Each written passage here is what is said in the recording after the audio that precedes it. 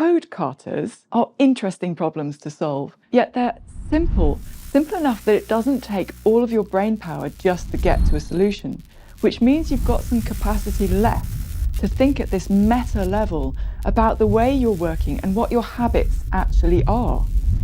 And then, of course, you do a code kata repeatedly and deliberately to build up new habits.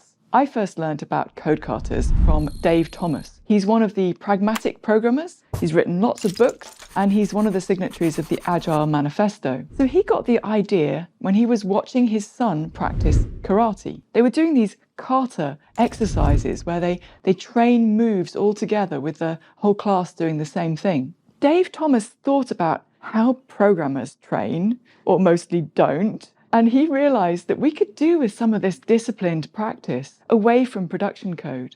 At the time, I was fairly junior as a developer. I was just learning about unit testing and test-driven development.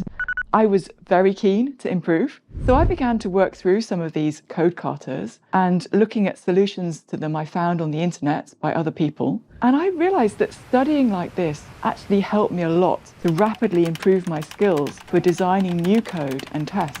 So I'm a huge fan. I've been using these exercises personally for more than 20 years at this point, and I still get value from practicing. Most developers spend a lot of time building new functionality in complex systems, and the best approach, in my opinion, is to use test-driven development. If that's not yet your default style, you'll want to build some habits so it will become your default style. And that means habits like running the tests often, building functionality in small slices, test by test. And code katas can really help you to learn to do that.